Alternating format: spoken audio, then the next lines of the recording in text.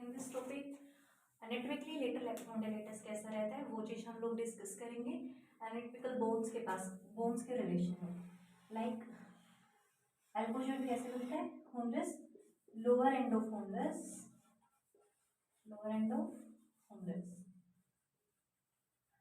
And middle side हम लोगों की अल्नर बोन प्रेजेंट है। अल्नर बोन ये मिडल साइड है, मिडल और लेटरली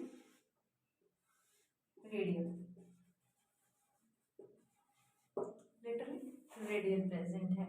अभी जो हम बात कर रहे हैं लेटरल एपिकॉन्डाइलिटिस, अभी ह्यूमरस के जो ये दो कोंडाइल्स दिखाई दे रहे हैं, एक मीडियल कोंडाइल है, एक लेटरल कोंडाइल है। Medial condyle, this is lateral condyle. Tennis elbow में किसका इन्फ्लेमेशन होगा, लेटरल एपिकॉन्डाइल का। This one is lateral epicondyle, इसका क्या हो रहा है, इन्फ्लामेशन। अब इन्फ्लेमेशन हो क्यों रहा है, किस वजह से ये दिक्कत आ रही है, वो चीज हम लोग डिस्कस करेंगे कि इसके क्या क्या कोजेज हैं, किसकी वजह से ये दिक्कत आ रही है। इसके कोज रहेंगे माइक्रोट्रोमा, बट रिपीटेटिव, बार बार रिपीटेड माइक्रोट्रोमा हो रहा है और उसको टाइम नहीं मिल रहा है हील होने का, और बार बार रिपीटेड मूवमेंट की वजह से इस पे ट्रोमा आ रहा है, इसकी वजह से माइक्रोट्रोमा की वजह से, या फिर कैल्सिफिकेशन की वजह से।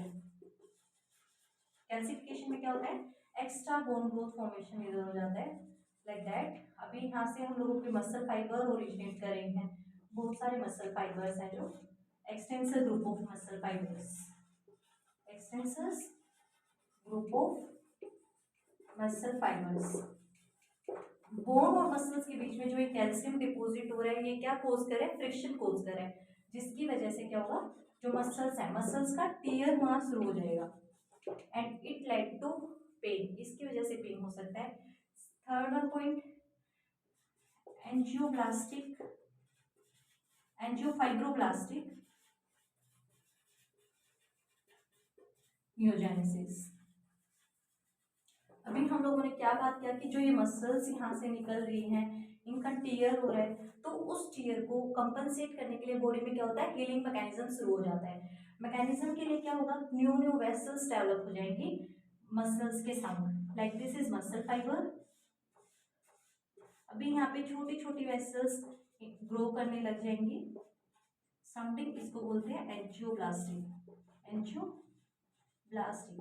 अभी जो मसल है, मसल का जो टीयर हो रहा है, अभी मसल को हील करने के लिए यहाँ पे क्या बन जाएगा, फाइब्रस टिश्यू आ जाएगा, इसलिए इसको कॉमनली साथ में नाम लेके बोला गया है एंजियोफाइब्रोब्लास्टिक न्यूजेनेसिस। न्यू वेसल्स फॉर्म हो रही हैं।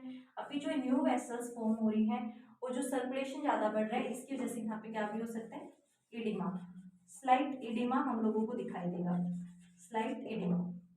Third one factor is, first is microtrauma, repeated movement की वजह से मसल्स क्या करेंगे, टियर हो रहा है। अभी उसी के चक्कर में यहाँ पे न्यू क्या बन रही है, न्यू वेसल्स फॉर्मेशन हो रहा है ताकि इसको अच्छे से सर्कुलेशन प्रोवाइड कर सकें, बट उसके चक्कर में क्या हो रहा है, इडिमा डेवलप हो जाता है। स्लाइटली सा आपको एलिवेटेड प्रेशर यहाँ पे दिखाई देगा।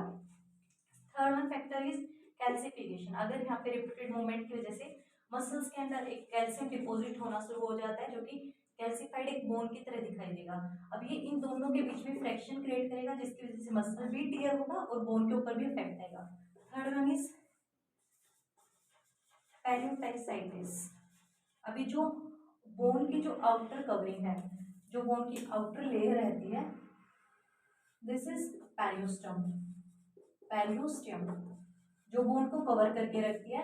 अगर इसका इन्फ्लामेशन हो रखा है, ये इन्फ्लेम्ड है, अभी अगर ये इन्फ्लेम्ड है, जो भी मसल इससे अटैच्ड होगी तो इसका क्या करेगा, वो पेन क्रिएट करेगी, इन्फ्लामेशन की वजह से मसल्स भी पेन होगा। फोर्थ वन फैक्टर इज, और क्या हो सकता है, ऑक्यूपेशनल एक्टिविटीज की वजह से हो सकता है, ऑक्यूपेशनल एक्टिविटीज या रिपीटेड मूवमेंट्स की वजह से, इन सब की वजह से ये हम लोगों को पेन दिखाई देगा। और इधर जो ये लेटरल एस्पेक्ट है इसमें, अब हम बात कर रहे हैं मसल्स की, मसल्स की common extensors group of muscles है, कौन कौन से मसल्स उसके अंदर आते हैं, एंकुनियस,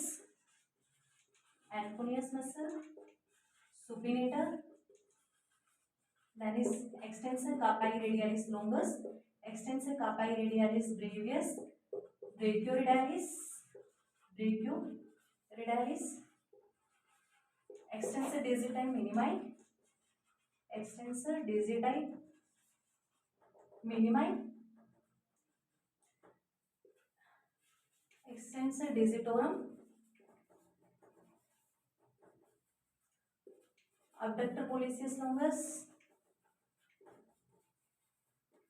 pollicis longus, pollicis brevis, these one muscles. इस इतनी सारी मसल्स अब क्या कर रही हैं, लेटरल एपिकोंडाइल से हम लोगों की निकल रही हैं। तो ये मसल्स जो रिपीटेड मूवमेंट कराने की वजह से ये कहाँ पे जा रही हैं, हम लोगों का जो यूरिस्टिक्स कंपार्टमेंट है इसी से होके पास हो रही हैं। अगर यहाँ पे कोई मूवमेंट होगा तो साइमल्टेनियसली इसके ओरिजिन पे भी फर्क पड़ेगा, यहाँ पे भी मूवमेंट पेन शुरू हो जाएगा। This is all about the tennis elbow कि क्या क्या रहता है, लेटरल एपिकोंडाइल में पेन होता है, कोजेस क्या क्या है, मसल्स का बार बार माइक्रो टीयर होने की वजह से हो रहा है या बहुत सारी वेसल्स डेवलप हो रही हैं, उस टीयर को हील करने के लिए वहाँ पे फाइब्रस टिश्यू इकट्ठा हो रहा है, साथ के साथ बहुत सारी वेसल्स है, तो स्लाइटली इडीमा दिखाई दे सकता है, इन्फ्लामेशन हम लोगों को फील होगी। और जो ये पेन है ये पोस्टीरियर एस्पेक्ट में भी जाता है। पोस्टीरियर एस्पेक्ट में क्यों जा रहे हैं, क्योंकि सैनोवियम का भी इन्फ्लामेशन इसमें हो रहा है, सैनोवियम इन्फ्लामेशन। अब अगर दो बोन्स के बीच में यहाँ पे क्या प्रेजेंट रहेगा, सैनोवियम फ्लूइड, ये जो है यहाँ पे सैनोवियम फ्लूइड प्रेजेंट है, सैनोवियम फ्लूइड। अगर ये चीज इन्फ्लेम्ड होगी तो पीछे पोस्टीरियर पार्ट में जो एनुलर लिगामेंट है, एनुलर लिगामेंट है, उसके ऊपर ये कंप्रेशन डालती है, तो इसमें एनुलर लिगामेंट की वजह से भी पेन हो सकता है। थर्ड वन फैक्टर की हम बात करते हैं, लेटरल एपिकोंडाइल में और क्यों पेन हो सकता है, एक तो एनुलर लिगामेंट की वजह से, सेकंड रेडियल कोलेटरल लिगामेंट की वजह से, लेटरल कोलेटरल लिगामेंट की वजह से। अभी जो लेटरल एंड ऑफ हुमरस के साथ जो लिगामेंट फॉर्म करते हैं उसको बोलते हैं रेडियल कोलेटरल लिगामेंट। अगर लिगामेंट में स्प्रेन है, अगर स्प्रेनिंग लेटरल साइड है, हो सकता है वो स्प्रेन की वजह से हम लोगों को पेन आ रहा है, तो वो लिगामेंट टियर की वजह से भी हो सकता है। तो इसमें दो लिगामेंट्स पे फर्क पड़ेगा, radial collateral ligament and annular ligament जो हम लोगों का पोस्टीरियर एस्पेक्ट में है। तो यहाँ पे हम लोग पोस्ट में क्या कोड डाल सकते हैं, सैनोवियम की वजह से, सैनोवियम की इन्फ्लामेशन की वजह से। Last one is bursa. अब हम लोगों का यहाँ पे जो बर्सा प्रेजेंट है, अगर वो इन्फ्लेम्ड हो जाता है then it will lead to also pain, इसकी वजह से भी पेन हो सकता है। These are causes factor, let's review it. Humerus के लोअर पार्ट, यहाँ पे टू कॉन्डाइल्स प्रेजेंट है, medial epicondyle and lateral epicondyle. Medial side ulna bone present है, लेटरल साइड हम लोगों का रेडियल बोन प्रेजेंट है। प्रॉब्लम किसका है, लेटरल एपिकोंडाइलिटिस। तो हुमरस के जो ये अपर पार्ट है इसमें पेशेंट को पेन होगा और इसके पोस्टीरियर एस्पेक्ट में। अभी हमने बात किया कि कोज क्या क्या है। फर्स्ट कोज हो सकता है कि मसल टीयर की वजह से आ रहा है, रिपीटेड मूवमेंट की वजह से मसल टीयर हो रहा है, उसकी वजह से पेन ओरिजिनेट हो रहा है। सेकेंड वन थिंग एंजियोब्लास्टी की वजह से। अभी क्या होगा, एक बॉडी का कंपनसेटरी मैकेनिज्म प्रोसेस होता है, कहीं पे भी चोट लगती है तो बॉडी उसको रिकवर करने की सोचती है, तो न्यू वेसल्स, छोटी छोटी वेसल्स यहाँ पे बन जाएंगी ताकि वो उसको अच्छे से सर्कुलेशन प्रोवाइड कर सकें।